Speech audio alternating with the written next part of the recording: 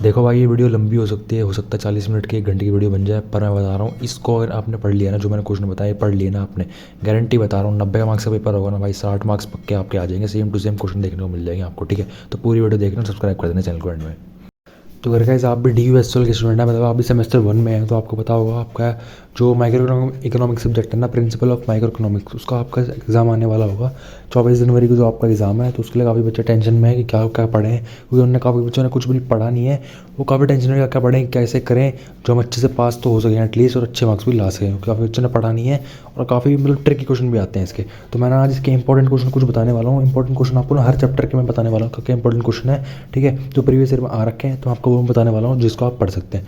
और आप इनको इग्नोर ना करें बिल्कुल भी पूरी वीडियो को, क्योंकि ना पिछली बार मैनेजमेंट प्रिंसिपल एंड एप्लीकेशन वाले की मैंने डाली थी ये वीडियो, जिसमें मैंने इंपॉर्टेंट क्वेश्चन दिखाए थे, जो मैंने 30 मिनट में 40 मिनट में वीडियो बनाई थी ना, जो मैंने क्वेश्चन उसमें दिखाए थे सारे के सारे एग्जाम में आए थे। आप कमेंट में जाकर देख सकते हो उस बच्चे कितने बच्चे अप्रिशिएट कर रहे थे उस वीडियो को। सारे के सारे क्वेश्चन भाई उठ के आ रखे थे एग्जाम में, जो मैंने 30 मिनट की वीडियो में बताए थे। ठीक है, मतलब जिसने 6 महीने का सेमेस्टर पूरा पढ़ा नहीं होगा ना, उसने बस 30 मिनट की वीडियो देखी होगी मेरी 30 मिनट वाली। ठीक है, उस 30 मिनट में उसने 6 महीने का सेमेस्टर का पढ़ लिया और वो पास हो गया, अच्छे से मार्क्स कर लेके आया उस क्वेश्चन उसमें एग्जाम में। ठीक है, सारा टाइम करके आया। तो मैं ना जो आप क्वेश्चन बता रहा हूँ ना, इसको भी हल्के में ना लें और आप इनको ना पढ़ लें बेशक। ठीक है ना, हर चैप्टर से मैं ज़्यादा क्वेश्चन नहीं बताऊँगा, 4 से 5 या ज़्यादा से ज़्यादा 6 क्वेश्चन हो जाएंगे, वो बताऊँगा हर चैप्टर से, क्योंकि आप देख सकते हैं एनसीईआरटी की तरह बुक बना रखा है इन्होंने, DUSL ने जो बुक बनाई है प्रिंसिपल ऑफ माइक्रो इकोनॉमिक्स की। ठीक है, पर मैं आपको सिंपल भाषा में 5 या 6 क्वेश्चन समझा दूंगा या बता दूंगा, आप नोट कर सकते हैं उनके, और उसका आंसर आप गूगल पे या चैट जीपीटी पे, जेमिनी पे कहीं भी आप सर्च करेंगे, उसका आंसर आपको इजी भाषा में मिल जाएगा एग्जाम्पल के साथ। ठीक है, तो चलिए क्वेश्चन बता देता हूँ हर चैप्टर के। आपको स्क्रीन पे इंडेक्स तो दिख ही रहा होगा, 10 चैप्टर हैं आपके। ऐसा हो सकता है आपकी DUSL की बुक में 12 चैप्टर दिखा रखे हो, पता है इसमें क्या, जो मैंने इंडेक्स दिखा रखा है ना इस वाली बुक में 10 चैप्टर के अंदर ही समराइज़ करे हुए हैं 12 चैप्टर को, मतलब लगा लीजिए 12 चैप्टर को 10 चैप्टर में कन्वर्ट करा हुआ है। ठीक है, बाकी सिलेबस आपका बिल्कुल सेम है, आपकी बुक में भी ये लिखा हुआ है, पर आपको हर चैप्टर का बताने वाला हूँ क्वेश्चन। ठीक है, तो चलते पहले चैप्टर पर चलते हैं।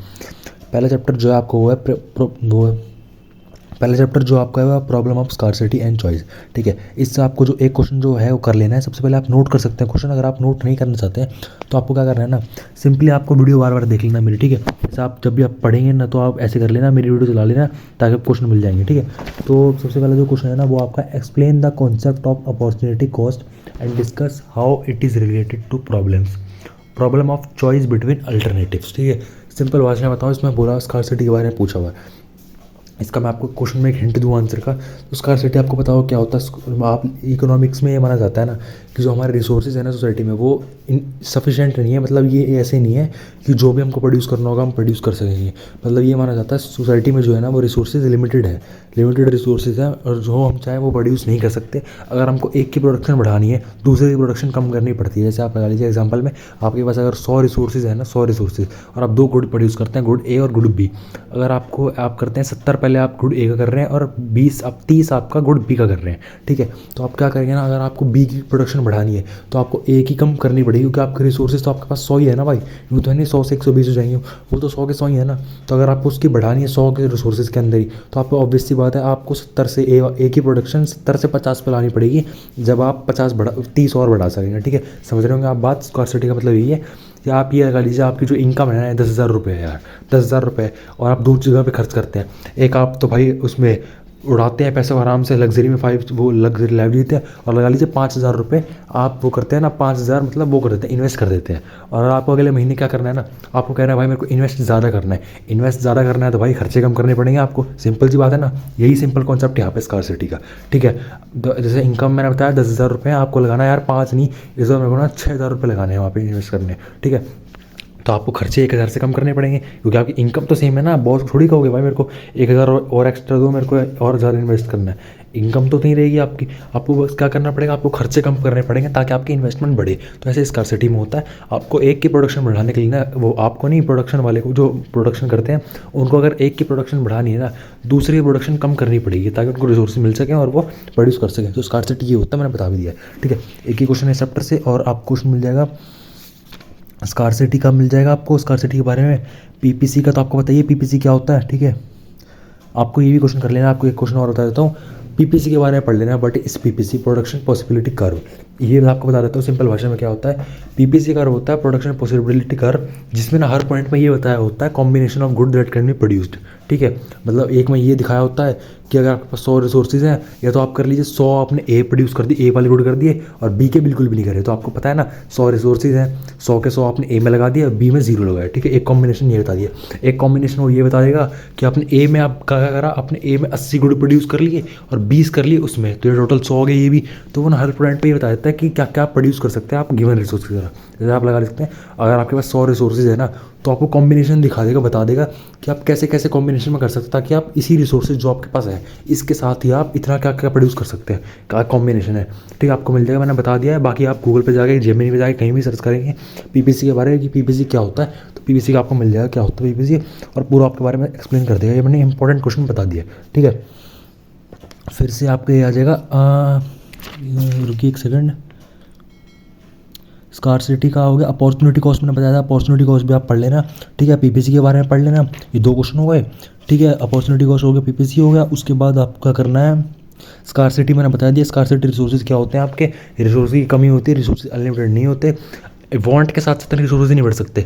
अगर कंज्यूमर वांट ज़्यादा कर रहा है ना, तो ये थोड़ी रिसोर्स बढ़ जाएंगे, रिसोर्स तो नहीं है, तो रिसोर्स स्कार्सिटी होती है रिसोर्स की, तो इसलिए होता है। ठीक है, और अगला मैं बताऊँ स्कार्सिटी, अगला क्वेश्चन स्कार्सिटी है, मतलब बहुत इंपॉर्टेंट क्वेश्चन है स्कार्सिटी वाला, तो पढ़ के जाना ही था। और एक क्वेश्चन ये होता है मार्केटिंग, मतलब इकोनॉमी के बारे में होता है, कितने टाइप की इकोनॉमी होती है, क्या क्या होता है। आपने 11th या 12th पढ़ा होगा भाई, 3 टाइप की इकोनॉमी होती है।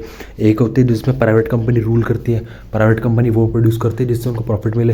प्राइवेट कंपनी का मोटिव ये होता है कि वो प्रोड्यूस करो जिससे ज़्यादा से ज़्यादा प्रॉफिट निकल सके। ठीक है, एक होती है प्राइवेट इकोनॉमी जो वो प्रोड्यूस करती है जिसको प्रॉफिट मिले। ठीक है, एक होती है गवर्नमेंट इकोनॉमी जिसमें गवर्नमेंट रूल करती है और सारा प्रोडक्शन का मतलब गवर्नमेंट ही वो करती है। ठीक है, तो आप लगा लीजिए उसमें गवर्नमेंट क्या करती है ना, उसमें प्रॉफिट नहीं देखती, गवर्नमेंट देखती है अपना वेलफेयर बढ़ाना।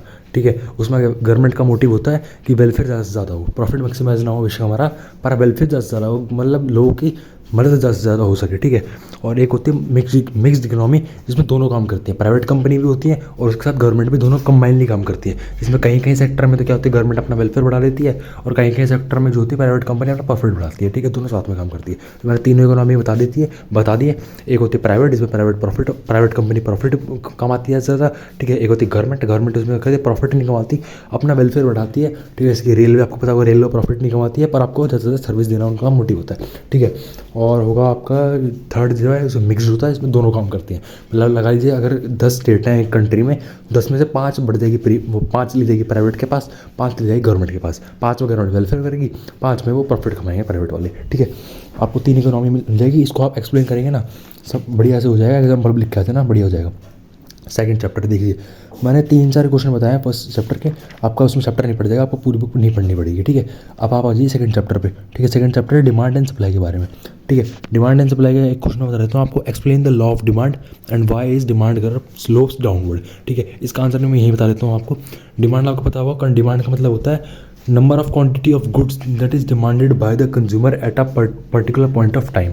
ठीक है, डिमांड का मतलब आपको सिंपली पता है, आपको लॉजिकली पता हो तो डिमांड वही होता है कि कितने कंज्यूमर कितना डिमांड कर रहे हैं एक टाइम पे, उसको डिमांड कहते हैं।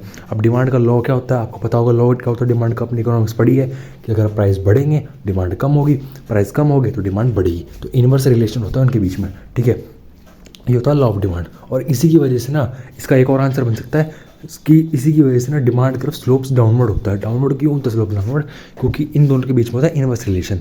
प्राइस और डिमांड के बीच में इनवर्स रिलेशन है बना, जैसे कि आपको बताया कि प्राइस बढ़ेगा डिमांड कम होगी, प्राइस घटेगा डिमांड बढ़ेगी। ठीक है, इनवर्स रिलेशन की वजह से ही ना डिमांड की तरफ स्लोप्स डाउनवर्ड होता है। ठीक है, ये आप लिख के आएंगे, आपको फुल मार्क्स मिल जाएंगे, बिल्कुल सेम ये स्टेटमेंट लिख के आना, बिल्कुल अच्छे से मार्क्स मिल जाएंगे आपको। ठीक है, और आपको क्या पढ़ लेना है, हाँ, और आपको गूगल पे और एक ही सर्च कर लेना है, ये आंसर भी सर्च कर लेना है डिमांड के बारे में। अगर डिमांड का क्वेश्चन है ना, सारा लिख के आ जाना, मतलब लिखा हो ना वहाँ पे एक्सप्लेन डिमांड, भाई पूरा जो भी डिमांड के बारे में पता ना सब दिमाग से निकाल रख के वहाँ पे रख के आ जाओ। एक तो ये लिखा ना लॉ ऑफ डिमांड जो मैंने आपको बताया। ठीक है, और आप एक ये बता देना स्लोप्स डाउनवर्ड क्यों होते हैं, इनवर्स रिलेशन होता है। और एक आप ना ये बता देना चेंज इन डिमांड और चेंज इन क्वांटिटी डिमांडेड। ठीक है, चेंज इन डिमांड में जो होता है ना वो contraction of extraction of demand होती है, और चेंज इन क्वांटिटी डिमांड, एक सेकेंड, हाँ एक second, change in quantity demanded में ना वो होता है आपका, वो बढ़ जाती है एक्सटेंशन और कॉन्ट्रैक्शन ऑफ डिमांड होती है। और चेंज इन डिमांड जो होता है, हाँ, उसमें इंक्रीज और डिक्रीज ऑफ डिमांड होती है, ठीक है।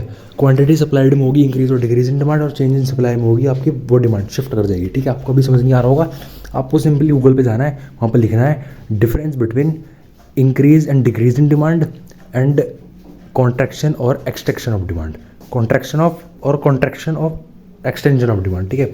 सिंपली मैं आपको भाषा बता देता हूँ, फंबल करके ना, मैं आपको सीधा सर्च कर लेना है डिफरेंस बिटवीन इंक्रीज और decrease in demand and extension and contraction of demand, ठीक है। आपको ये दो मिल जाएगा, आपको सिंपली इनके बारे में डिफरेंस मिल जाएगा, आपको बता भी देंगे क्या होता है, ठीक है। यहाँ पे बताऊँगा, आपको समझ नहीं आएगा ऐसे, वहाँ आपको समझ आ जाएगा सिंपल भाषा में, ठीक है। उसके बाद आते हैं सप्लाई पे, ठीक है। दो क्वेश्चन बता दिए मैंने डिमांड के, अब मैं बता देता हूँ आपको सप्लाई क्वेश्चन, ठीक है। सप्लाई में भी ये पूछ सकते हैं आपसे, what is supply, what is law of supply.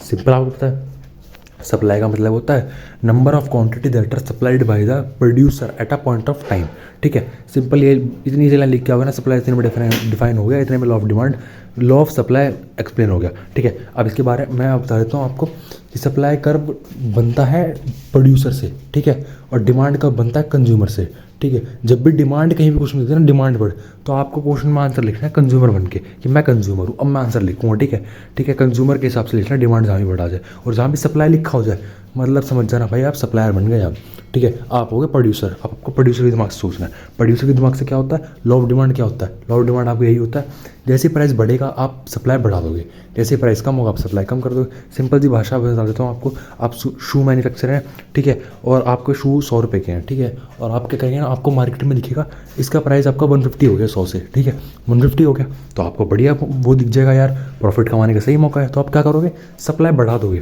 Supply बढ़ाओगे ना भाई, ज़्यादा पैसे मिलेंगे आपको जब, तो आप सप्लाई बढ़ा दोगे। भाई साहब 100 की चीज़ 150 में बिक रही है, सप्लाई बढ़ा देता हूँ, तो यहाँ क्या हुआ, डिमांड में होता प्राइस बढ़ने, सप्लाई कम होगा।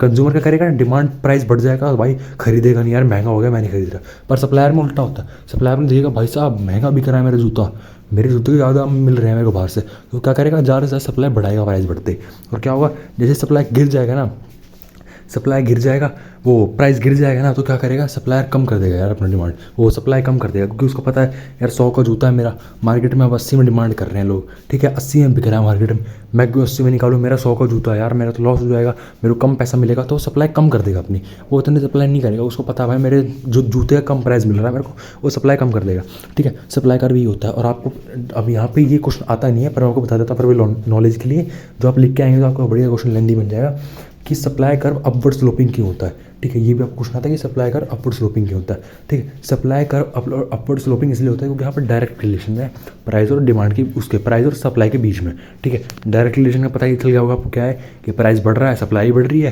प्राइस गिर रहा है तो सप्लाई भी गिर रही है, डायरेक्ट रिलेशन दोनों के बीच में, इसलिए सप्लाई कर्व जो होता है वो अपवर्ड स्लोपिंग होता है, और डिमांड कर्व डाउनवर्ड स्लोपिंग इसलिए होता है, तो मैंने पीछे बताया था कि उसमें उल्टा रिलेशन होता है, और प्राइस बढ़ता है तो डिमांड गिरती है, प्राइस गिरता है तो प्राइस वो डिमांड बढ़ती है, वहाँ इनवर्स रिलेशन है इसलिए वो डाउनवर्ड स्लोपिंग होता है, और यहाँ पर डायरेक्ट रिलेशन है इसलिए अपवर्ड स्लोपिंग होता है, ठीक है। आपको सप्लाई के बारे में मैंने बता दिया है, ठीक है, और सप्लाई के अजम्पशन सर्च कर लेना आपको, ठीक है। ये भी आपको नोट कर लो इंपॉर्टेंट क्वेश्चन में, कि अजम्पशन ज़रूर लिख के आना, ठीक है। अजम्पशन क्या होते हैं सप्लाई कर्व के, ठीक है, ये आपका हो जाएगा, ठीक है। और एक क्वेश्चन और दिखा देता हूँ आपको, इलास्टिसिटी ऑफ डिमांड, ठीक है। इस चैप्टर से मैंने सिर्फ आपको 3 क्वेश्चन बताए हैं, ठीक है, सिर्फ 3 क्वेश्चन बताया मैंने, और इसमें हाँ एक क्वेश्चन और ऐड कर लीजिए, change in quantity supplied and change in supply, ठीक है, इन दोनों का डिफरेंस, जैसे मैंने चैप्टर में बताया था वो भी सेम है, ये भी सेम है, ठीक है। चेंज इन क्वांटिटी सप्लाई और चेंज इन सप्लाई के बीच में डिफरेंशिएट, ठीक है, आप सर्च करेंगे आपको सिंपल भाषा मिलेगा, बड़ा सिंपल सा है, यहाँ मैं समझाऊंगा, यहाँ पर आपको समझ नहीं आएगा, पर जैसे आप सर्च करोगे ना भाई, 1 मिनट में आपको समझ आ जाएगा क्या कहना चाह रहा है, ठीक है। यहाँ तो मैं कहूँगा तो आपको इतना समझ नहीं आएगा, रिलेट नहीं कर पाओगे, वहाँ पे आपको 1 मिनट में समझ आ जाएगा, वहाँ पे ना डायग्राम बना होगा ना, तो आप समझ जाओगे क्या कहना चाह रहा है, ठीक है, यहाँ आपको समझ नहीं आएगा, ठीक है। और आपको ये मिल गया। अब आपको अगला क्वेश्चन बता देता हूँ, इसमें 4th क्वेश्चन जो आपको बता रहा हूँ इस चैप्टर का, वो आप कर लेना, what is equilibrium price and how it is determined, ठीक है। इक्विलिब्रियम प्राइस आपको पता होगा, इक्विलिब्रियम प्राइस कहाँ होता है, जहाँ पे सप्लाई और डिमांड कर्व सेम होती है, वहाँ इक्विलिब्रियम प्राइस होता है, ठीक है। अगर सप्लाई और डिमांड कर्व सेम नहीं होगी, वहाँ इक्विलिब्रियम प्राइस नहीं बनता है, वहीं बनता है इक्विलिब्रियम प्राइस, प्राइस ही वही वहाँ डिसाइड होता है जहाँ पे सप्लाई और डिमांड मीट करती हैं, ठीक है, जहाँ उसको इक्विलिब्रियम पॉइंट कहते हैं, जहाँ सप्लाई और डिमांड कर्व मीट करते हैं इक्विलिब्रियम पॉइंट होता है, और उसी पॉइंट पे जो पॉइंट होता है ना, वहीं पे प्राइस बनता है, ठीक है, उस पॉइंट को कनेक्ट कर दोगे ना आप, वो प्राइस निकल आएगा आपका, इक्विलिब्रियम प्राइस कहते हैं जिसे। ठीक है, तो आपको सिंपल भाषा में बता दिया इक्विलिब्रियम प्राइस क्या होता है। इक्विलिब्रियम प्राइस वो होता है जहाँ पर डिमांड और सप्लाई वो करते हैं, इंटरसेक्ट करते हैं, एक साथ सेम होते हैं। ठीक है, और इक्विलिब्रियम प्राइस वहीं से डिटरमाइन होता है जहाँ पे इक्विलिब्रियम पॉइंट होता है। ठीक है, मैंने आपको ये बता दिया सिंपल भाषा में, आप ये लिख के आएंगे आपको बढ़िया मिल जाएगा। या आप गूगल पे लिखेंगे ना इसके बारे में, गूगल पे या जेमिनी पे, चैट जीपीटी पे, तो वो आपको डायग्राम भी दिखा देगा आपको। आप यहाँ तो समझ नहीं आएगा आपको, मैं बताऊँगा तो ओरली, पर वहाँ डायग्राम आपको मिल जाएगा तो आपको ईजिली समझ आ जाएगा। तो ये चैप्टर भी हो गया। ठीक है, इस चैप्टर से मैंने 4 क्वेश्चन बताया। ठीक है, तो आप लगा लीजिए मैंने 5-6 क्वेश्चन बताया आपको, 2 चैप्टर हो चुके हैं। ठीक है, अब मैं बात करता हूँ थर्ड चैप्टर की। थर्ड चैप्टर में, ठीक है, तो थर्ड चैप्टर के मैं, ठीक है, तो मैं थर्ड चैप्टर क्वेश्चन बता रहा हूँ, तो आप उनको नोट कर सकते हैं या आप देख सकते हैं उन क्वेश्चन को। तो पहला क्वेश्चन है थर्ड चैप्टर में जो मैं बता रहा हूँ, चैप्टर का नाम पहले बता देता हूँ। चैप्टर का नाम है elasticity of demand and supply. इसका जो पहला क्वेश्चन है वो है what is price elasticity of demand. ठीक है, ये क्वेश्चन है आपका। ठीक है, और आपको पता है प्राइस इलास्टिसिटी ऑफ डिमांड क्या होता है।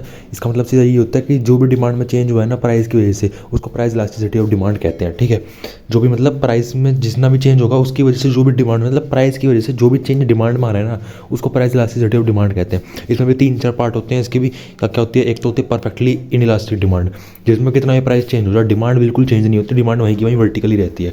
ठीक है, एक तो केस ये होता है जिसमें कहते हैं परफेक्टली इनइलास्टिक कहते हैं। ठीक है, आप इसको गूगल पर लिखेंगे तो भी आपको डायग्राम मिल जाएगा, आपको आइडिया मिल जाएगा वहाँ से।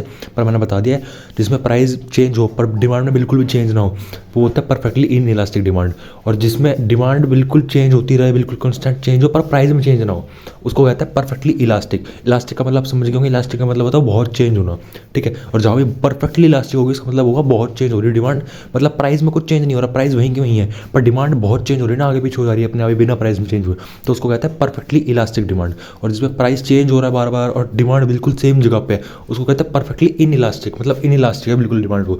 इनइलास्टिक का मतलब बिल्कुल भी चेंज नहीं हो रही डिमांड, बेशक कितना प्राइस में चेंज हो जाए। ठीक है, ये 2 होते हैं केस। एक होता है यूनिट इलास्टिसिटी, इसमें पार्ट वो होता है, मतलब 5 तरह की होती है वैसे तो, पर 2 मैंने बता दिया। थर्ड टाइप की है यूनिट इलास्टिसिटी ऑफ डिमांड होती है इसमें, जिसमें क्या होता है ना, जितना प्राइस में चेंज है उतना ही डिमांड में चेंज होता है, जितना प्राइस बढ़ेगा उतनी डिमांड बढ़ेगी, जितना प्राइस कम होगा उतनी डिमांड बढ़ जाएगी, मतलब ऐसे कुछ चलता है।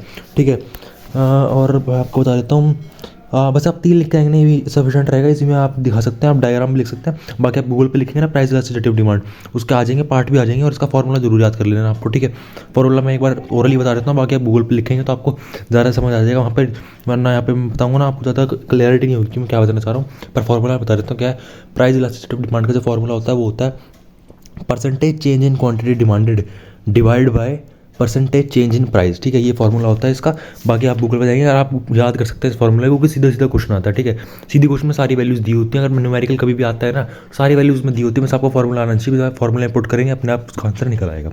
ठीक है, और मैं आपको बता देता हूँ, ये क्वेश्चन तो मैंने बता ही दिया है कि प्राइस इलास्टिसिटी ऑफ डिमांड के डिफरेंट पॉइंट्स कौन से होते हैं, जो मैंने बताई दिया आपको। परफेक्टली इलास्टिक होता है, परफेक्टली इलास्टिक होता है, यूनिट इलास्टिक होता है। ठीक है, ये होते हैं, बाकी आप गूगल पे लिख तो आपको मिल जाएगा। ठीक है, ये हो गया। हाँ, एक आपको ये कर लेना है, explain cross elasticity of demand and how is elasticity measured eight a point on a demand curve. ठीक है, एक आंसर तो इसका बिल्कुल सिंपल सा है, पर आपने क्या करेंगे ना, आप इसको गूगल पे लिखेंगे तो आपको अच्छे से समझ आ जाएगा। ठीक है, गूगल पे लिखेंगे ना, मतलब छोटा सा समझ आ जाएगा आपको। यहाँ मैं बताऊँगा ना, आपको थोड़ा समझ नहीं आएगा क्या बताना चाह रहा है, क्योंकि फिगर आ जाएगी। गूगल पे लिखेंगे ना आप, फिगर नहीं आ जाएगी, डायग्राम बना आ जाएगा, उससे आपको इजीली समझ आ जाएगा। हाँ, मैं बताऊँगा आपको समझ आएगा, पर मैं क्वेश्चन बता रहा हूँ यहाँ पे, सिर्फ क्वेश्चन नोट कर सकते हैं, काफी इंपॉर्टेंट क्वेश्चन है। ठीक है, एक क्वेश्चन आपको ये define the concept of income elasticity of demand. ठीक है, ये भी काफी सिंपल था, इसका तो मैं ओरली बता देता हूँ आपको आंसर क्या होगा। इनकम इलास्टिसिटी डिमांड में होगा, पहले तो देखो प्राइस इलास्टिसिटी ऑफ डिमांड में क्या था, इसमें लिखा था ना प्राइस इलास्टिसिटी ऑफ डिमांड, जिसमें इसका मतलब था प्राइस की वजह से जो भी डिमांड में चेंज आ रहा है उसको प्राइस इलास्टिसिटी ऑफ डिमांड कहते हैं। यहाँ पे इनकम इलास्टिसिटी ऑफ डिमांड, इसका मतलब है जितना भी इनकम में चेंज आएगा उससे जो डिमांड में चेंज आ रहा है उसको ये इनकम इलास्टिसिटी ऑफ डिमांड कहते हैं। तो ऐसे कि आपको पता है इनकम बढ़ेगी तो डिमांड बढ़ती है लोगों की, इनकम लोगों की कम हो जाएगी तो डिमांड भी कम होगी। तो इसमें यही है, जो भी इनकम में चेंज होने के बाद जो भी डिमांड में चेंज हो रही है ना उसको इनकम इलास्टिसिटी ऑफ डिमांड कहते हैं। इसका भी एक फॉर्मूला होता है। ठीक है, वो भी आपको पढ़ लेना है, और मैंने बाकी तो आपको बता दिया। आप इसका एग्जाम्पल भी लिख के आ सकते हैं, जैसे कि मैंने आपको भी बताया ना, जैसे इनकम 10,000 से आपकी 15,000 हो जाएगी तो डिमांड भी आपकी 100 से 15 चली जाएगी, ऐसे 100 से 115 हो जाएगी, ऐसे 150 हो जाएगी। तो आप ये लिख के आ सकते हैं, अच्छा एग्जाम्पल बन जाएगा आपका। ठीक है। और एक डिफरेंशिएट आता है इसको इस चैप्टर में से, काफ़ी इजी सी क्वेश्चन है, इसका भी आंसर बता देता हूँ। डिफरेंशिएट आता है, differentiate between substitute good and complementary good. ठीक है, इसका मैं आंसर आपको यहीं बता देता हूँ। सब्स्टिट्यूट गुड वो होते हैं कि जो बिल्कुल सिमिलर होते हैं, ठीक है ना, एक दूसरे कॉम्पिटिशन बोल सकते हैं आप, कॉम्पिटिशन होते हैं दोनों के। ठीक है, जैसे आप लगा लीजिए आप शू मैन्युफैक्चरर हैं और है ना आपके सामने वाला एक कॉम्पिटिशन वो भी शू मैन्युफैक्चर करता है। ठीक है, दोनों सब्स्टिट्यूट गुड है। मतलब सब्स्टिट्यूट गुड वो होते हैं कि अगर एक में भी कोई प्राइस में चेंज आ रहा है ना तो दूसरे पे भाग जाएगा कस्टमर। ठीक है, जैसे आप लगा लीजिए दोनों आप 100 रुपये का बेच रहे हैं जूता, ठीक है, एक आप वैसे 1000 का मान लेते हैं, ठीक है, प्रैक्टिकल एग्जाम पर रहेगा, 1000 का दोनों आप बेच रहे हैं, पर आपने क्या सामने वाले ने क्या करना, सामने वाले ने उसका प्राइस कर दिया 120 कर दिया। ठीक है, आपका तो 100 प्राइस 1000 प्राइस है, सामने वाले ने 1200 रुपये कर दिया उसका प्राइस। ठीक है, आप ये मान लीजिए 200 रुपये बढ़ा दिए उसने।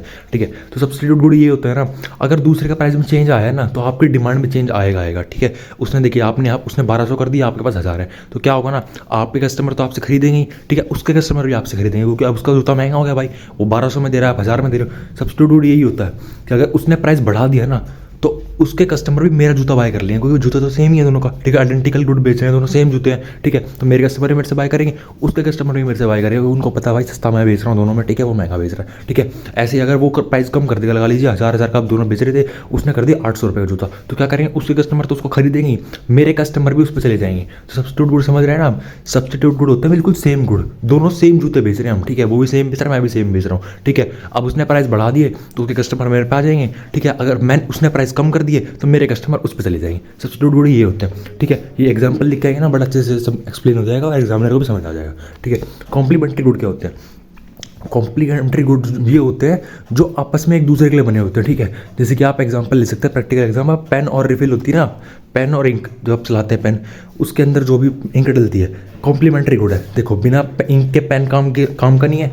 ठीक है, और बिना बॉडी के इंक काम की नहीं है, क्योंकि इंक से आप लिख नहीं सकते, बहुत पतली सी होती है वो। ठीक है, तो ये होता है कॉम्प्लीमेंट्री गुड जो एक साथ ही चलते हैं। ठीक है, वो अलग अलग काम नहीं कर सकते, वो एक साथ ही चलते हैं। तो इसमें पता क्या होता है, इसमें होता है अगर एक की डिमांड बढ़ेगी ना तो दूसरे की डिमांड बढ़ेगी। आपको पता ही है अगर पेन की डिमांड बढ़ेगी तो इंक की डिमांड भी बढ़ेगी ना भाई। अगर लगा लीजिए पेन को सस्ते में मिल रहा है आपको, लगा लीजिए ट्राइमेक्स का पेन है, ठीक है, 50 का मिलता है, पता नहीं कितने का मिलता है मेरे को, पर लगा लीजिए 50 का मिलता है वो। ठीक है, अगर वो 30 रुपये का मिल रहा है तो उसकी डिमांड बढ़ेगी ट्राइमेक्स पेन की। अब ट्राइमेक्स पेन लोग खरीदेंगे तो इंक भी तो खरीदेंगे ना, उसकी इंक अलग से डलती है बाहर से जब खत्म हो जाती है। तो क्या है उसमें क्या हुआ, उसका प्राइस गिरा पेन का। ठीक है, ट्राइमेक्स पेन का प्राइस गिरा, उससे कॉम्प्लीमेंट्री गुड जो उसकी इंक है ना उसकी भी डिमांड बढ़ेगी, ट्राइमेक्स पेन की भी डिमांड बढ़ेगी, और ट्राइमेक्स पेन की बढ़ेगी तो कॉम्प्लीमेंट्री गुड जो उसकी इंक है उसकी भी डिमांड बढ़ेगी।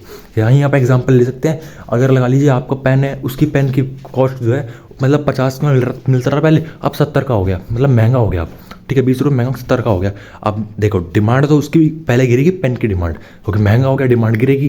ठीक है, उसकी डिमांड गिरेगी, अब इंक की भी डिमांड गिरेगी, क्योंकि आपको पता है कॉम्प्लीमेंट्री गुड है, इंक का कोई काम नहीं है पेन के अलावा बिना। ठीक है, जैसे पेन की डिमांड गिरेगी तो इंक की भी डिमांड गिरेगी, तो इनमें क्या होता है ना, डिमांड दोनों की साथ में गिरती है कॉम्प्लीमेंट्री में। सब्स्टिट्यूट गुड में क्या था कि अगर एक के जूते का प्राइस गिरेगा तो दूसरे जूते की डिमांड बढ़ जाएगी। ठीक है, वो उसका महंगा हो जाएगा, उसका लगा लीजिए उसके जूते का प्राइस उसने कम कर दिया तो क्या है उसकी डिमांड बढ़ जाएगी, सामने वाले की डिमांड गिर जाएगी। तो इसमें ना सामने वाले को इफेक्ट होता है। ठीक है, अगर वो सस्ते में जूता बेच रहा है तो आपकी डिमांड खराब होगी ना, आपको सिंपल पता है यार, आपकी डिमांड नहीं करेंगे जूते, सब उस पर जाएंगे खरीदने के लिए, वो सस्ते में बेच रहा है। ठीक है, ऐसे ये होता है, इनवर्स होता है उसमें कि प्राइस उसने कम करे और डिमांड मेरी कम हो गई। ठीक है, इसमें ये होता है। पर कॉम्प्लीमेंट्री गुड में ये होता है अगर प्राइस पेन के कम हुए ना तो पेन की डिमांड बढ़ेगी और इंक की भी डिमांड बढ़ेगी। समझ गए होंगे आप बात को, मैंने दोनों एग्जांपल बता दिए, वरना अगर अभी भी आपको समझ नहीं आया तो कोई बात नहीं, आप गूगल पे जाकर लिखेंगे ना सब्स्टिट्यूट गुड और कॉम्प्लीमेंट्री गुड, सिंपल में आपको समझ आ जाएगा, वहाँ पे अच्छे से एग्जांपल का पता, मेरे से अच्छा एग्जाम्पल मिल जाए आपको। पर मैंने काफ़ी कोशिश करी समझाने की, आपको समझ आ गया होगा। ठीक है, ये मैंने क्वेश्चन बता दिया, तो मैंने 2-3 क्वेश्चन बता दिए इस चैप्टर के, और मैं आपको बता देता हूँ। हाँ, एक ये कर लेना पॉइंट इलास्टिसिटी ऑफ डिमांड। ठीक है, ये आप लिखोगे ना, इसकी भी एक फिगर बनी आ जाएगी गूगल पे, पॉइंट इलास्टिसिटी ऑफ डिमांड, इसमें ये दिखाता होता है। जैसे आपको मैंने अभी बताया था ना कि डिमांड एक जगह परफेक्टली इलास्टिक है, परफेक्टली इनइलास्टिक है, तो पॉइंट इलास्टिसिटी ऑफ डिमांड आप लिखेंगे ना गूगल पे, आपको एक डायग्राम बना मिल जाएगा, उसमें से आपको समझ आ जाएगा। ठीक है, यहाँ पर मेरे को लिखा हुआ है आंसर, पर मैं आपको यहाँ पे एक्सप्लेन करूँगा, आपको समझ नहीं आएगा क्या कहना चाह रहा है भाई, क्या बोलना क्या चाह रहा है, समझ नहीं आएगा आपको, मैं डायग्राम के हिसाब से समझ आएगा क्वेश्चन। ऐसे ईजी डायग्राम है, कुछ डायग्राम में है नहीं रॉकेट साइंस जैसा, ईजी सा क्वेश्चन है। ठीक है, तो आप लिखेंगे ना point elasticity of demand, what is point elasticity of demand, ChatGPT पे कहीं भी लिखेंगे आपको आंसर इसका मिल जाएगा। ठीक है, इसका ये भी हो गया। अब तो मैंने इस चैप्टर से आपको 3 से 4 क्वेश्चन बता दिए, ठीक है। जो मैंने बताया ना, आप उन क्वेश्चन को नोट कर सकते हैं, ठीक है। बाद में आपको आंसर ढूंढ लेने हैं, ठीक है। अभी तो आप नोट करते चलिए। अब आते हैं 4th चैप्टर पे। 4th चैप्टर का नाम है application of demand and supply analysis, ठीक है। देखो, ये चैप्टर ना आप बुक से पढ़ने जाओगे, बहुत बड़ा चैप्टर है भाई, ये बहुत बड़ा है। इतनी बड़ी बड़ी डिफाइन लिखी हुई है, इतने बड़े बड़े पैराग्राफ लिखे हुए हैं हर टॉपिक के। समझ नहीं जाओगे भाई, एनसीईआरटी की तरह बिल्कुल समझ नहीं आएगा, ठीक है। समझ ही नहीं आएगा क्या कहना चाह रहा है। इतना बड़ा पैराग्राफ पढ़ लोगे तो मतलब 20 लाइन का पैराग्राफ पढ़ लोगे आप, पर आपको एंड में समझ नहीं आएगा कहना क्या चाह रहा था, ठीक है। इतना बड़ा पैराग्राफ है। तो इसका मैं क्वेश्चन आपको बता देता हूँ क्या आपको करना है, ठीक है। सिंपल क्वेश्चन है, इसके आपको समझ आ जाएगा, ठीक है। आपको पढ़ लेना है। पहला क्वेश्चन आपको बता रहा हूँ, वो ये है, why does the government fix the maximum and minimum prizes of a good, ठीक है। आपको पहले तो ये क्वेश्चन कर लेना है, ठीक है। इस क्वेश्चन का मैं सिंपल आपको एक हिंट दे देता हूँ। आंसर वैसे तो बहुत बड़ा सा आंसर बनता है, इजी आंसर है, बिल्कुल बिल्कुल इजी आंसर है। पर वही है ना, इजी आंसर होता है ना, उसको आप काफ़ी एक्सप्लेन कर सकते हो तो काफ़ी बड़ा बन जाता है। तो इस हिसाब से बड़ा है, जैसा टॉपिक आसान सा है, ठीक है। तो आपको सिंपल मैं बता देता हूँ कि इसमें क्वेश्चन में कहना चाह रहा है कि गवर्नमेंट मैक्सिमम और मिनिमम प्राइस फिक्स क्यों करती है। सिंपल भाषा में आपको बताऊँ, मिनिमम प्राइस ना गवर्नमेंट फार्मर के लिए फिक्स करती है। जैसे आप लगा लीजिए, फार्मर ने एक फसल बोई है, ठीक है। उसने काफ़ी सारी फसल बो दी, तो सप्लाई बहुत सारी हो जाएगी उसकी तरफ से। और जब ज़्यादा सप्लाई होती है, आपको पता है उसका प्राइस गिर जाता है मार्केट में, क्योंकि बहुत सप्लाई होती है। जब डिमांड इतनी होती नहीं है, सप्लाई ज़्यादा हो जाती है। और आपको पता है जब सप्लाई डिमांड ज़्यादा होती है तो प्राइस गिर जाते हैं, प्राइस गिर जाएंगे तो फार्मर का तो नुकसान हो जाएगा ना भाई। तो आपको पता होगा, गवर्नमेंट अक्सर एमएसपी, आपने न्यूज़ में वर्ड सुना होगा, फार्मर प्रोटेस्ट करते रहते हैं एमएसपी के लिए। तो एमएसपी होती है यहाँ पे, जिसमें वो जो गवर्नमेंट है ना, वो एक प्राइस फिक्स कर देती है फार्मर को प्रोटेक्ट करने के लिए, मतलब फार्मर के लिए, ताकि उनका नुकसान ना हो। कि भाई उन्होंने जितनी सप्लाई कर दी गुड्स की, फार्मर ने इतनी मतलब लगा लीजिए आप, इतना प्याज उन्होंने बोया था, इतनी प्याज होगी उनके पास, इनने सप्लाई करी, इतनी डिमांड नहीं थी, इतनी प्याज उन्होंने दे दी, उससे क्या होगा, प्राइस गिर जाएंगे। अब उनका तो नुकसान हो जाएगा यार, उन्होंने तो उनकी तो इतनी कॉस्ट पड़ी ना करने की, तो प्राइस गिर गया, उनका तो नुकसान हो जाएगा। तो गवर्नमेंट का करते हैं एक मिनिमम प्राइस फिक्स कर देती है, ठीक है, कि भाई इतने पे ही बिकेगी प्याज। लगा लीजिए 70 रुपये गवर्नमेंट ने फिक्स कर दिए। जैसे उनने सप्लाई करा ना, जब मार्केट में प्राइस गिर गया, लगा लीजिए 30 रुपये हो गया, पर भाई उनको तो ये है ना भाई, हमारी तो प्याज तो पाई 70 रुपये की थी। तो गवर्नमेंट क्या करेगी ना, गवर्नमेंट एक 70 रुपये फिक्स कर देगी प्राइस का, ठीक है, कि फार्मर आप 70 रुपये पे प्याज बेचेंगे, ठीक है। उसमें क्या होगा ना, अगर कोई मार्केट में कम भाव दे रहा होगा, उनको लगा लीजिए 30-40 रुपये में खरीद रहा है कोई फार्मर, वहाँ बेचेंगे ही नहीं। गवर्नमेंट क्या कहेगी, 70 रुपये हम दे रहे हैं तुम्हें प्याज के, तुम हमें बेच दो, ठीक है। फार्मर तो ज़्यादा हमें भी नहीं, वहीं बेचेगा। अब ये लगा लीजिए कोई 100 रुपये देगा ना, तो जरूरी नहीं गवर्नमेंट को बेचेगा, वो 100 रुपये में कहीं और बेच देगा। पर गवर्नमेंट ने कहा है कम से कम 70 रुपये में बिकेगी, इसे कहते हैं मिनिमम प्राइस, ठीक है। मिनिमम प्राइस गवर्नमेंट ने फिक्स कर दिया कि भाई कम से कम प्याज बिकेगी 70 रुपये के भाव पे, ठीक है। अगर उससे कोई कम दे रहा है ना, तो गवर्नमेंट उनको फ्री ऑफर देती है फार्मर्स को कि हमें गुड सेल कर दो, हमें प्याज सेल कर दो, हम बफर स्टॉक बना लेंगे उसका, ठीक है। और अगर हमसे भी ज़्यादा कोई आपको प्राइस देने के लिए तैयार है, तो आप उनको बेच दो, कोई दिक्कत नहीं है, ठीक है। उससे फार्मर को प्रोटेक्ट करने के लिए गवर्नमेंट ये करती है, ताकि फार्मर का लॉस ना हो, ठीक है। और आपको ये बताता हूँ मैक्सिमम प्राइस, ठीक है। मैक्सिमम प्राइस होता है, एक होता है, ये होता है उसके लिए, कंज्यूमर के लिए। मिनिमम प्राइस जो फिक्स करा था, वो करा था फार्मर्स के लिए, उनको प्रोटेक्ट करने के लिए, कि भाई इतना इतना तो दाम तुम्हें मिलेगा ही अपनी फसल का, ठीक है। मैक्सिमम प्राइस फिक्स करती है गवर्नमेंट कंज्यूमर के लिए, वो होती है नेसेसिटी आइटम के लिए। जैसे आप लगा लीजिए, आप पानी बाहर से खरीद के पीते हैं, घर से नहीं पीते, ठीक है। आप बोतल से खरीद के वहाँ से बॉटल ले लेते हैं, उसको खरीद के पीते हैं, तो वैसे वो मिलती 40 रुपये की बोतल, ठीक है।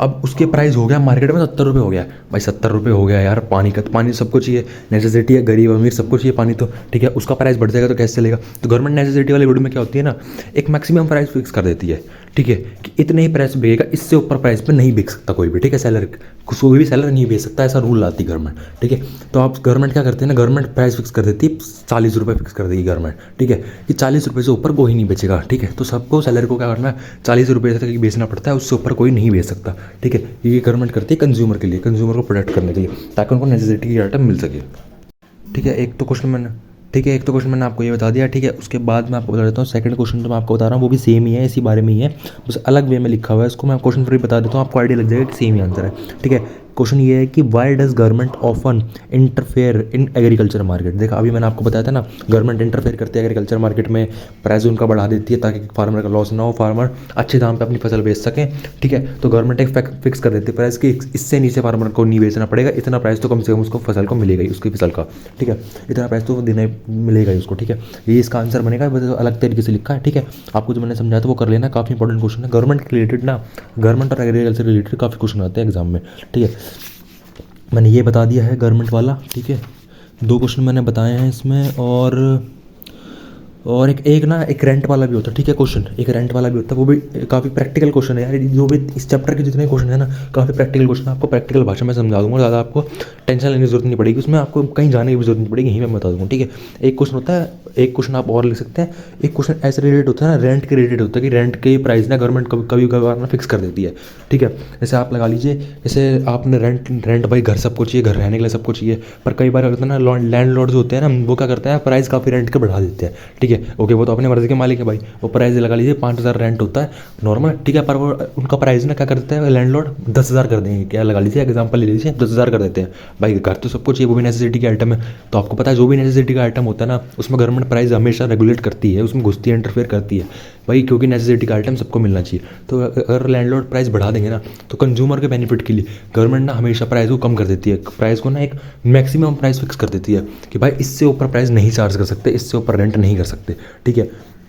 आपको सिंपल भाषा में समझ आ गया हो, जैसे 10,000 कोई ले रहा था, पर गवर्नमेंट ने क्या करा, गवर्नमेंट ने इंटरफेयर करा, भाई साहब नेसेसिटी की चीज़ है, इसमें आप मुंह बोला प्राइस नहीं सेट कर सकते, आपको प्राइस कम करना पड़ेगा, तो गवर्नमेंट लगा लीजिए 5,000 प्राइस सेट कर देती है कि रेंट का प्राइस जो है वो 5,000 ही रहेगा, ताकि सबको घर मिल सके। उससे क्या होगा, एक प्राइस कम हो गया, कंज्यूमर तो खुश हो गया भाई, कंज्यूमर तो खुश हो गया, उसको सस्ते में मिल रहा है, गवर्नमेंट ने रेगुलेट कर दिया प्राइस, ठीक है। पर उसमें जो ना लैंडलॉर्ड होता है ना, वो खुश नहीं रहता, उसको तो वो है यार, मेरा जितना मैं रेंट मांग रहा हूँ हमको उतना तो मिल ही ना, हमको कम मिल रहा है। तो उसमें पता है क्या होता है, ज़्यादातर क्या होता है, कंज्यूमर तो खुश हो जाता है, उसको प्राइस कम हो गया, उसका जो होना चाहिए वो हो गया, पर लैंडलॉर्ड उसमें दुखी हो जाता है, तो उससे क्या करता है ना, ये जो होते हैं रेंटल हाउस, उनकी सप्लाई कम हो जाती है।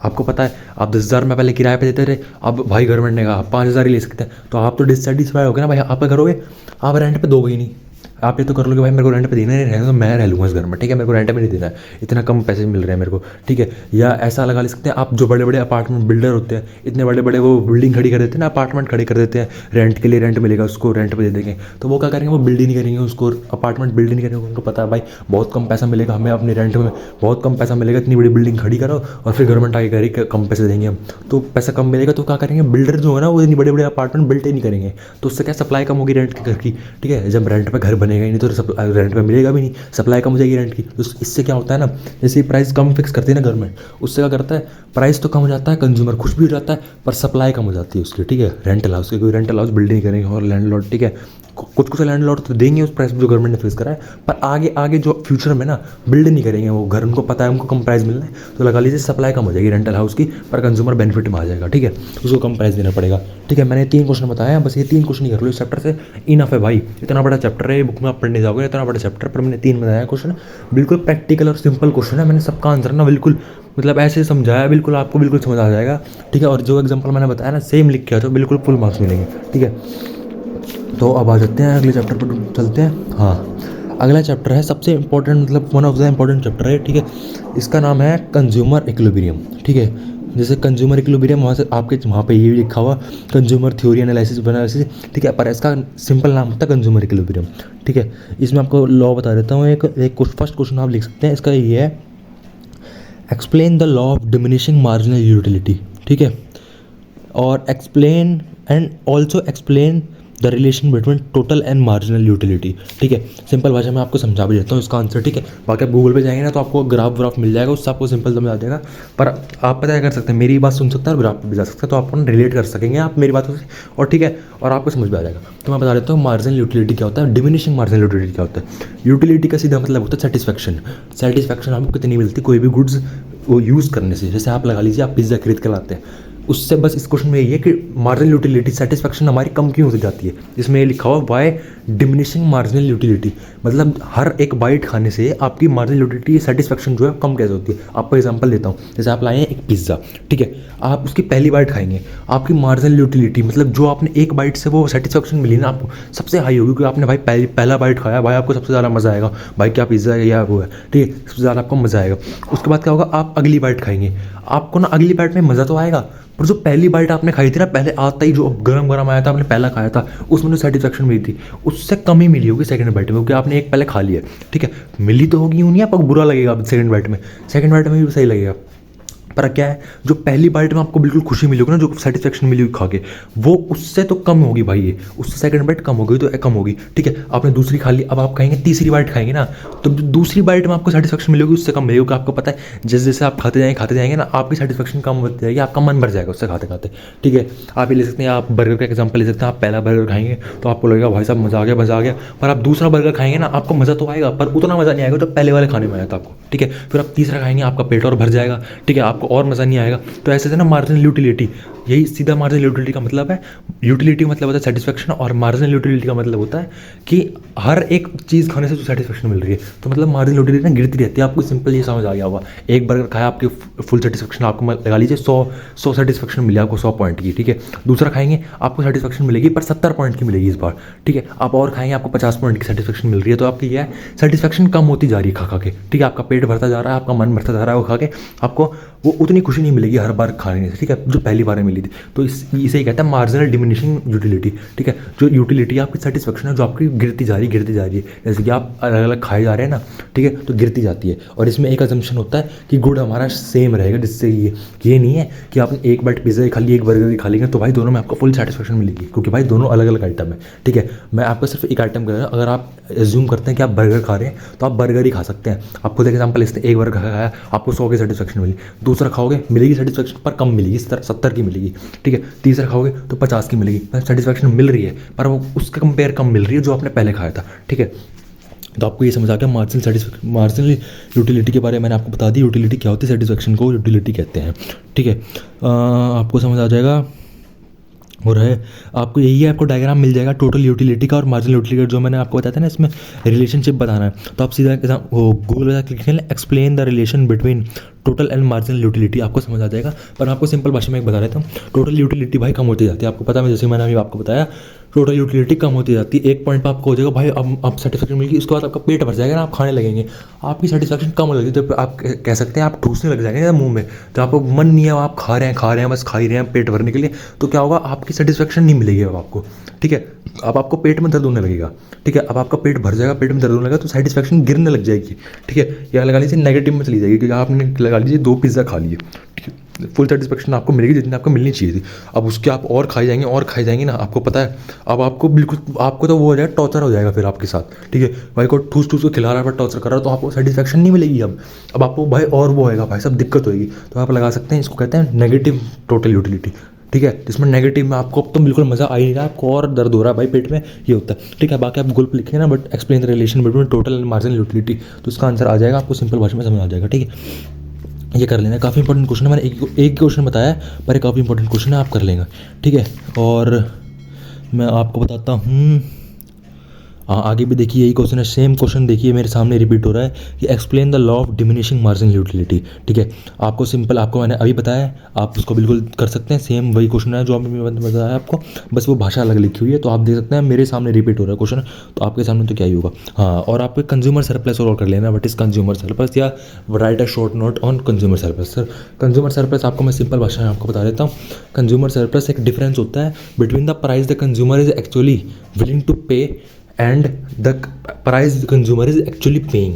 मतलब लगा लीजिए कंज्यूमर एक गुड के पैसे देना चाह रहा था, मतलब उसको पैसे देने की इच्छा थी, वो सोच रहा था ये गुड मिलेगा मुझे 100 रुपये का, ठीक है। पर मार्केट में क्या, उसने देखा भाई ये तो 70 रुपये का मिल रहा है, ठीक है। तो क्या हुआ, यहाँ पे एक्चुअल प्राइस जो कंज्यूमर पे करना चाह रहा था, मतलब उसको दिमाग में था कितना पे करना पड़ेगा, वो क्या, तो 100 रुपये पे करना पड़ेगा। पर वो मार्केट में क्या, उसको दिखा भाई 70 रुपये देने हैं, एक्चुअल प्राइस को 70 रुपये ही है, ठीक है। तो कंज्यूमर सरप्लस हो गया यहाँ पे 30 रुपये का, ठीक है। आप एग्जाम्पल लिख सकते हैं, और गूगल पे लिखेंगे ना व्हाट इज कंज्यूमर सरप्लस, तो आपको उसका डायग्राम में मिल जाएगा, बड़ा सिंपल सा डायग्राम है, इसमें हाईलाइट करके दिखाया हुआ क्या कौन सा पोर्शन कंज्यूमर सरप्लस होता है, तो आपको समझ आ जाएगा, आप लिख सकते हैं, ठीक है। ये चैप्टर कंप्लीट हो गया, ठीक है। मैंने आपको क्या क्वेश्चन बताए हैं, बस 2 क्वेश्चन बताए हैं चैप्टर से, सिर्फ 2 क्वेश्चन और बिल्कुल इंपॉर्टेंट क्वेश्चन बताए हैं जो हर साल आते हैं, ठीक है। एक बताया मैंने मार्जिनल यूटिलिटी क्या होता है, और मार्जिनल यूटिलिटी और टोटल यूटिलिटी के बीच में वो बताया, वो रिलेशन बताया, ठीक है। एक क्वेश्चन वो हो गया, और एक मैंने कंज्यूमर सरप्लस का बताया, ठीक है। आपका एक ये हो गया, 2 क्वेश्चन में पूरा चैप्टर समाप्त हो गया। ये बात से काफ़ी बड़ा चैप्टर है, पर मैंने इंपॉर्टेंट क्वेश्चन बता दिए, बस आप ये कर लेंगे तो आपको काफ़ी अच्छा इस चैप्टर की अप्रोच हो जाएगी, ठीक है। और अब आते हैं 6 चैप्टर पे। 6 चैप्टर है भाई साहब इंडिफरेंस कर्व के बारे में, ठीक है। इंडिफरेंस कर्व आपको पता है होगा, इंडिफरेंस कर्व क्या होता है। इंडिफरेंस कर्व होता है कंज्यूमर कितनी सेटिस्फेक्शन उसको हर पॉइंट पे मिल रही है, ठीक है। ये पीपीसी कर्व की तरह होता है, पर ये कंज्यूमर का होता है। पीपीसी जो होता है प्रोडक्शन पॉसिबिलिटी कर्व, उसमें दिख रहा होगा आपको प्रोडक्शन आ रहा है, ठीक है। पीपीसी के फुल फॉर्म में प्रोडक्शन आ रहा है, तो वो लगा लीजिए प्रोड्यूसर के लिए है वो कर्व। यहाँ पर क्या है, ये इंडिफरेंस कर्व होता है कंज्यूमर के लिए, ठीक है। ये होता है कंज्यूमर के लिए। बस आपको भी सिंपल गूगल पे लिखे ना, आपको समझ आ जाएगा। पर यहाँ पे मैं समझाऊंगा ना आपको समझ इतना आएगा नहीं इंडिफरेंस कर्व क्या होता है। पर इसका मतलब यही होता है कि डिफरेंट कॉम्बिनेशन मिल जाएंगे गुड्स के, जिससे आपको सेम लेवल ऑफ सेटिस्फेक्शन मिल रही है। मतलब लगा लीजिए आपके पास 100 रुपये है, उसमें आप पिज़्ज़ा भी खा रहे हैं, आप बर्गर भी खा रहे हैं, ठीक है। तो ये ऐसे पॉइंट, ये कर्व ना ऐसे ऐसे पॉइंट बता देता है जहाँ पे आप दोनों को किस किस रेशियो में खाएंगे ताकि आपको सेम लेवल सेटिस्फेक्शन मिलेगी। मतलब आप 10 पिज़्ज़ा, मतलब आप 2 पिज़्ज़ा खाएंगे, 1 बर्गर खाएंगे, आपको सेम सेटिस्फेक्शन मिलेगी। आप लगा लीजिए 2 बर्गर खाएंगे, 1 पिज़्ज़ा खाएंगे, तो भी आपको सेम से लेवल सेटिस्फेक्शन मिलेगी। तो ये बताता है, ठीक है। बाकी आप गूगल पर लिखेंगे, आपको सिंपल इसमें आ जाएगा, ठीक है। और आपको ये भी याद कर लेना, ठीक है, इसके असम्पशन जो होते हैं। असम्पशन मैं आपको बता रहा हूँ, यहाँ पे एक्सप्लेन करूँगा, काफ़ी लेंथी वीडियो चाहिए, पर आपको सिंपली ना गूगल पे ही लिखना है, explain indifference curve and define the assumption या प्रॉपर्टीज़ ऑफ इंडिफरेंस कर्व, ठीक है। आपकी आ जाएगी।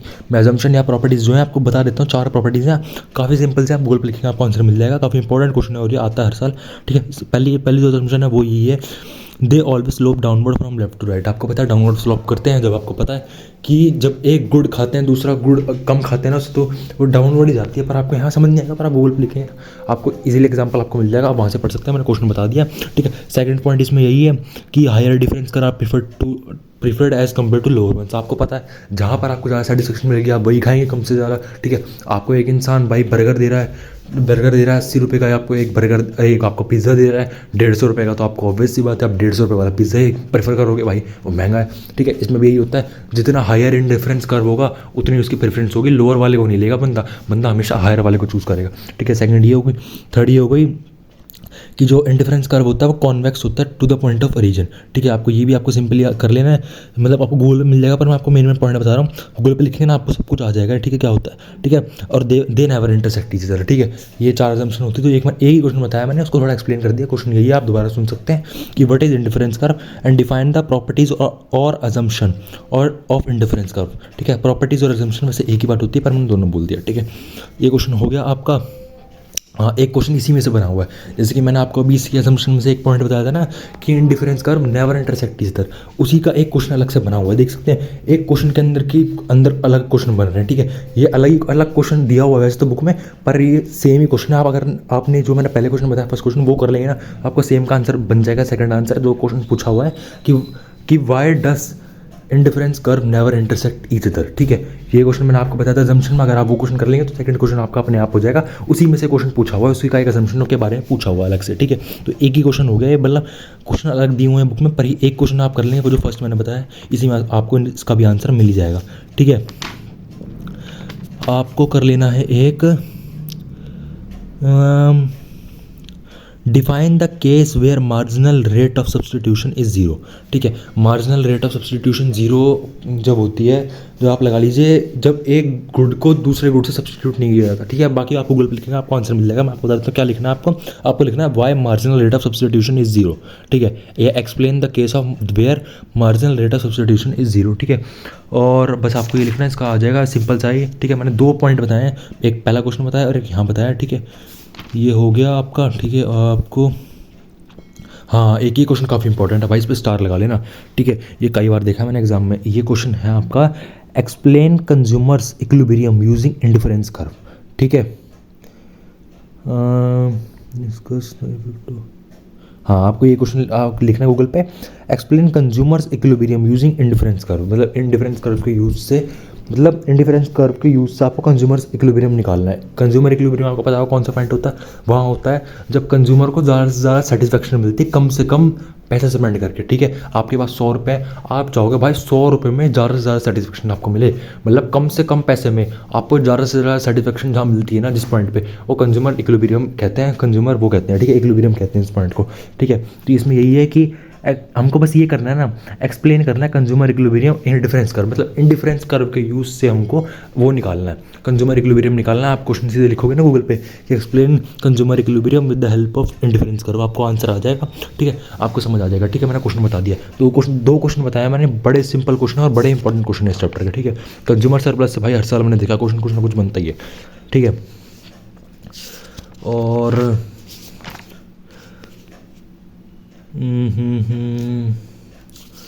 और आपको बता देता हूँ मैं,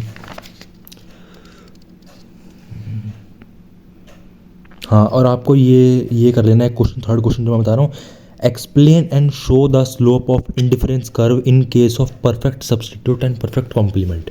ठीक है, इसका इंडिफरेंस कर्व आपको निकाल लेना है, परफेक्ट सब्सटीट्यूट और परफेक्ट कॉम्प्लीमेंट।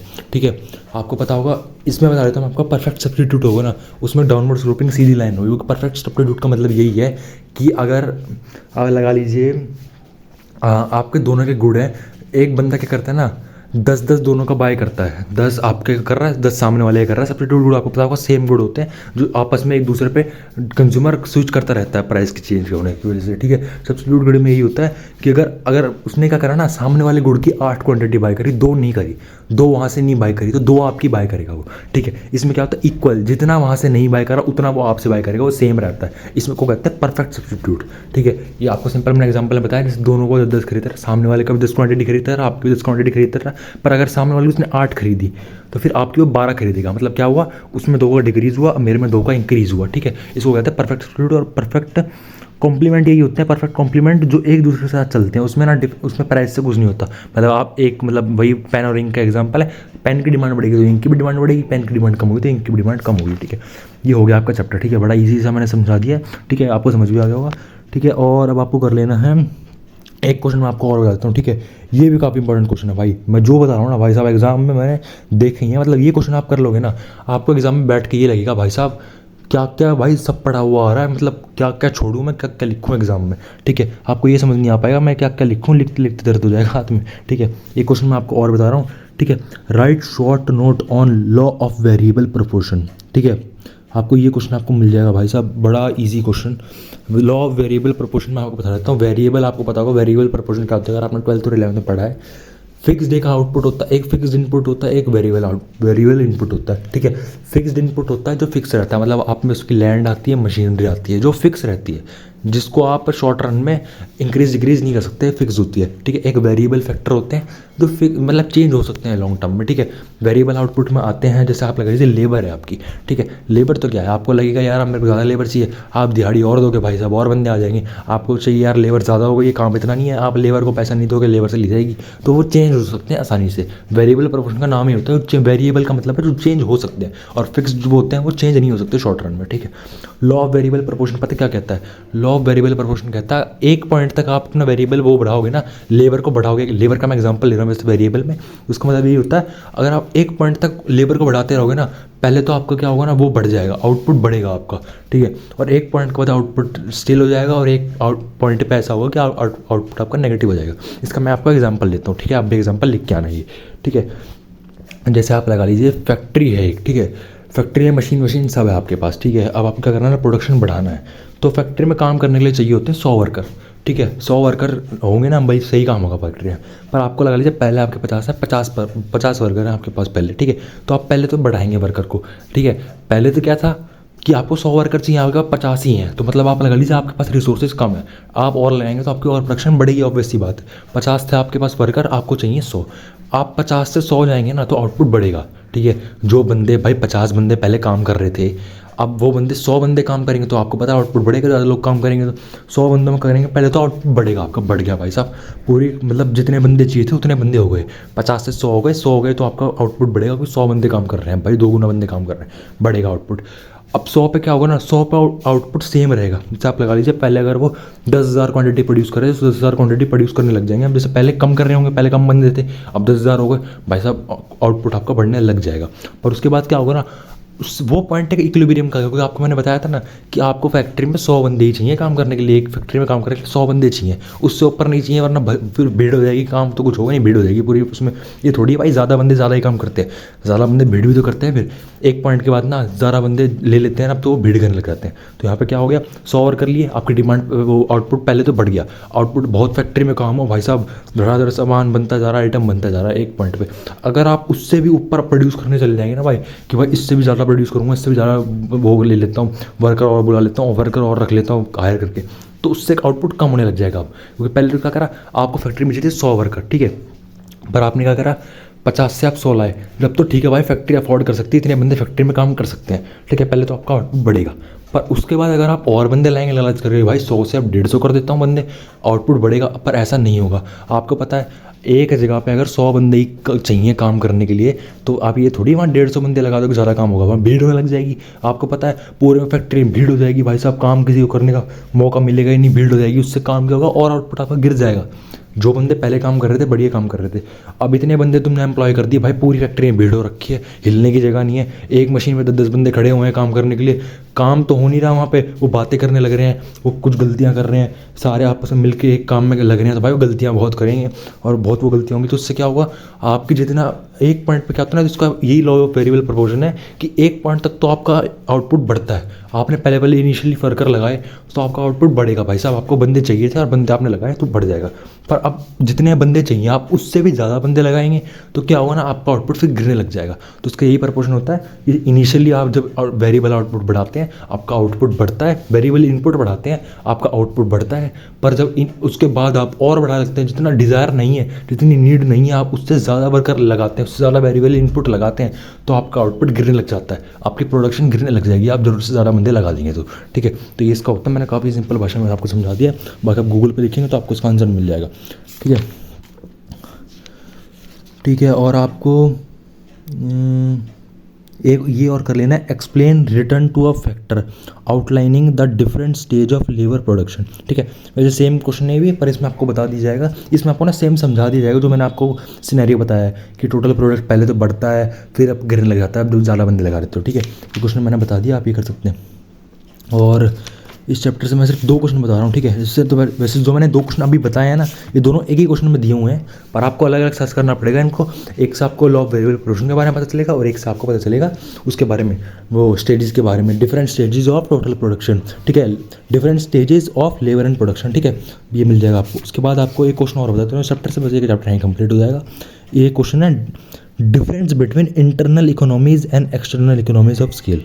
ठीक है, इंटरनल इकोनॉमीज में आपको बता देता हूँ क्या होता है। इंटरनल इकोनॉमी वो होता है जो आप फैक्ट्री के अंदर चेंज करोगे ना, उससे आपको जो फ़ायदा मिलेगा। ठीक है, आप लगा लीजिए फैक्ट्री के अंदर आप क्या चेंज कर सकते हैं, फैक्ट्री के अंदर आप मशीन ज़्यादा लगा सकते हैं, वर्कर ज़्यादा ला सकते हैं। ठीक है, और आप लगा लीजिए स्किल वर्कर ज़्यादा ला सकते हैं, मतलब कोई फैक्ट्री के अंदर चेंज करके जो भी आपको फ़ायदा होता है ना, उसको इंटरनल इकोनॉमीज कहते हैं। ठीक है, जैसे आप लगा लीजिए आपने मशीनरी ज़्यादा लगा दी, ठीक है, इंटरनल कंपनी के अंदर है ना भाई, वो बाहर का तो नहीं सामान, आपने इंटरनल इकोनॉमी में क्या करा, कंपनी में मशीनरी ज़्यादा लगा दी, बढ़िया बढ़िया टेक्नोलॉजी की मशीन लगा दी, तो उसका क्या होगा आपका पता है, आपको प्रोडक्शन बढ़ेगी भाई, आपकी टेक्नोलॉजी आप बढ़िया आई है, प्रोडक्शन बढ़ेगी और आपका आउटपुट बढ़ेगा। ठीक है, आपने कंपनी के अंदर क्या करा, आपने वर्कर स्किल वर्कर मैनेजर लिया है, आप बहुत सारे स्किल वर्कर लिया है, तो आपको पता है स्किल वर्कर आएंगे, बहुत अच्छी मैनेजमेंट होगी कंपनी के अंदर, कोई भी रिसोर्स वेस्ट नहीं होगा, बहुत अच्छा मैनेज करेंगे सबको। ठीक है, और प्रोडक्शन बढ़ेगी। ठीक है, उससे ये होगा, आपने वर्कर और लिया है कंपनी के अंदर, तो क्या होगा, वर्कर ज़्यादा है तो काम ज़्यादा होगा। ठीक है, एक डिज़ायर तक वर्कर लिया है तो काम होगा, तो क्या हुआ, आपने जो भी अंदर कंपनी के अंदर चेंज करा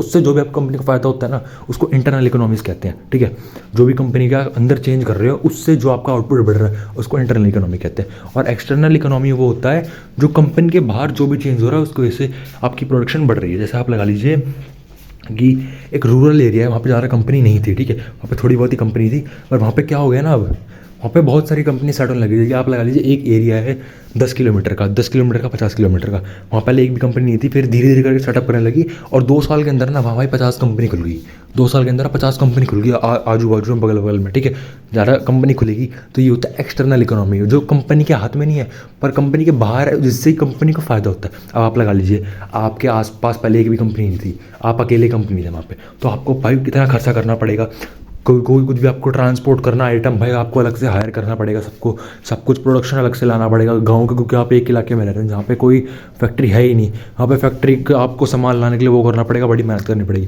पर आप ये लगा लीजिए आपके आजू बाजू में 50 कंपनी और खुल जाएंगी, तो आपको फ़ायदा कम मेहनत करनी पड़ेगी ना, क्योंकि आपको पता है भाई सामने वाली इसका ट्रांसपोर्टेशन का काम आएगा तो आप उसको अपना भी काम दे दोगे, ये ले भाई मेरा भी ट्रांसपोर्ट कर दे। सामने वाले को रिसोर्सेज आएंगे, आप उससे आप भी रिसोर्सेज ले लोगे, ला भाई मेरे को भी दे, तो आपको सस्ता पड़ गया ना सामान। आपको अलग से अपने लिए लाना नहीं पड़ रहा सामान, अलग से आपको ट्रांसपोर्टेशन के लिए सामान नहीं बुलाना पड़ रहा, सामने फैक्ट्री में देने आ रहा है, आप भी उसको अपने बुला लो, सामने से आप में भी देने आ जाएगा वो, ठीक है। उससे आपका फायदा होगा। तो उसका आप गूगल पे लिखेंगे ना, आपको इजीली आंसर मिल जाएगा। डिफाइन डिस्टिंग्विश बिटवीन या difference between internal economies and external economies, ठीक है। आप ये लिखोगे आपको सीधा सीधा वो हो जाएगा, आंसर आ जाएगा, ठीक है। मैंने 7 चैप्टर बता दिए, 8वां चैप्टर जो है आपका वो है आइसोक्वांट कर्व, ठीक है। Isoquant curve and production equilibrium, producer equilibrium, ठीक है। इसमें आपको एक क्वेश्चन आपको बता देता हूँ, ठीक है। एक क्वेश्चन है difference between return to a factor and return to a scale, ठीक है। रिटर्न टू अ फैक्टर वही होता है, रिटर्न टू अ फैक्टर का मतलब आप समझ रहे होंगे। रुकिए एक सेकंड, मैं आपको सिंपल भाषा में थोड़ा समझा देता हूँ रिटर्न टू अ फैक्टर क्या होता है। हाँ, रिटर्न टू अ फैक्टर का मतलब ये वेरिएबल प्रोपोर्शन, फैक्टर का मतलब होता है ना वेरिएबल, लगा लीजिए वेरिएबल, वर्कर लगा लीजिए, अपना लेबर याद कर लीजिए, जहाँ फैक्टर नाम आए ना याद कर लीजिए लेबर की बात हो रही है वहाँ पे। रिटर्न टू अ फैक्टर का मतलब है जितने आप लेबर बढ़ाएंगे ना उससे आपका काम बढ़ता जाएगा, काम बढ़ता जाएगा, ठीक है। पर अगर आप एक लिमिट से ज़्यादा वर्कर बढ़ा देंगे तो आपका काम फिर कम होने लग जाएगा, ठीक है। रिटर्न टू अ फैक्टर ये होता है। और return to a scale, scale से क्या समझ रहे हैं, scale of production, scale of output, इससे क्या समझ आया आपको। स्केल का मतलब होता है मशीनरी, बिल्डिंग, फिक्स्ड आउटपुट, ठीक है।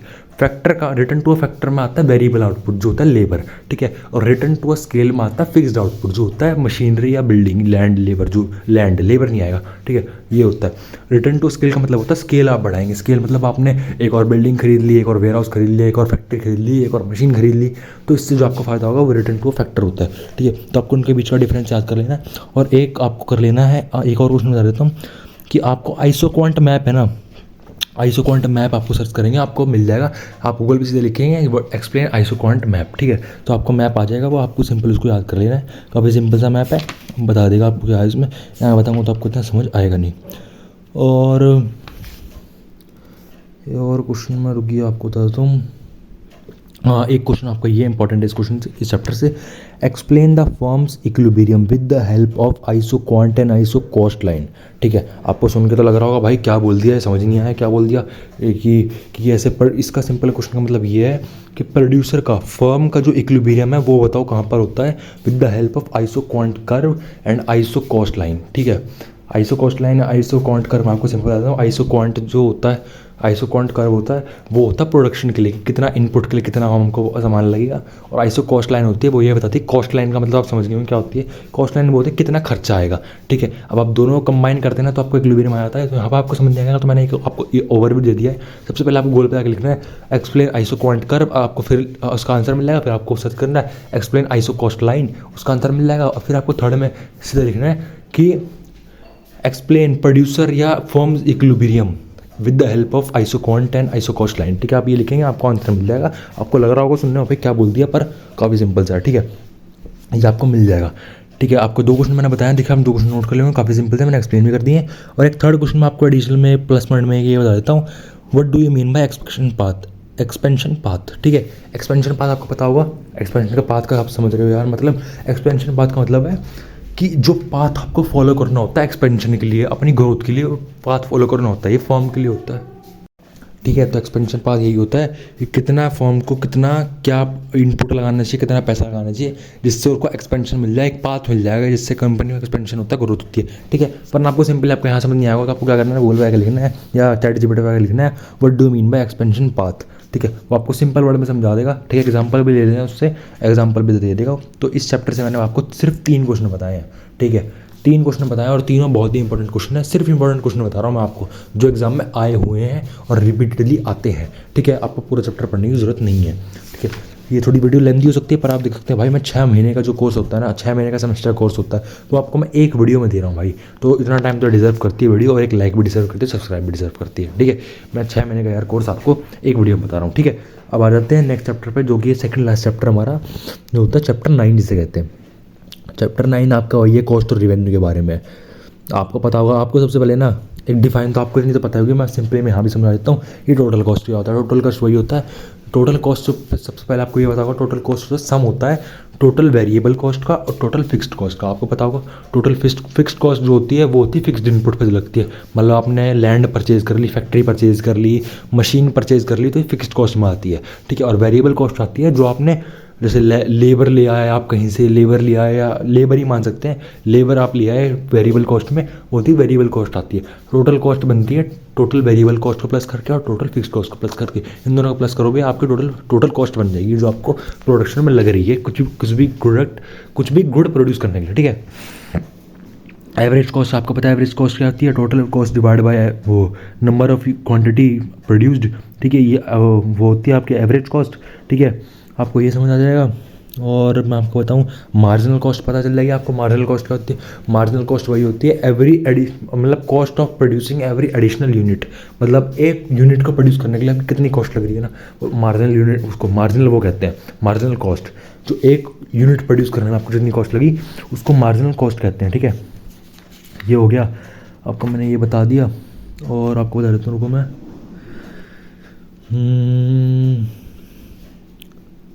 हाँ एक क्वेश्चन इससे इंपॉर्टेंट मैं आपको बता रहा हूँ, काफ़ी बार मैंने रिपीट होते देखा ये question. Why are average cost curve and marginal cost curve U shaped, ठीक है।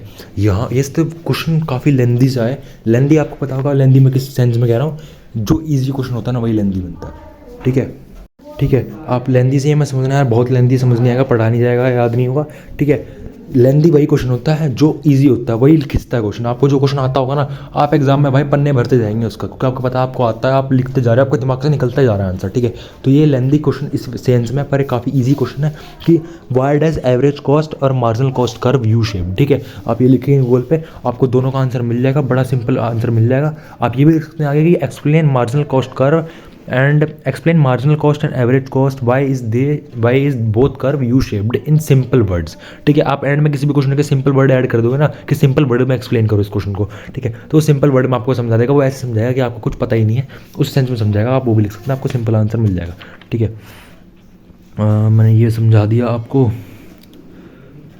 देखो फिर ये क्वेश्चन मेरे आगे रिपीट हो गया कि एक्सप्लेन करो relation between average cost and marginal cost curve. आपको वही बताया मैंने कि मार्जिनल कॉस्ट कर्व और एवरेज कॉस्ट कर्व में क्या रिलेशन होता है, ठीक है। आप ये क्वेश्चन भी पढ़ेंगे ना, आपको इसका आंसर मिल जाएगा। तो मैंने 2 क्वेश्चन बता दिए, इससे 2 बताया ना मैंने आपको भी।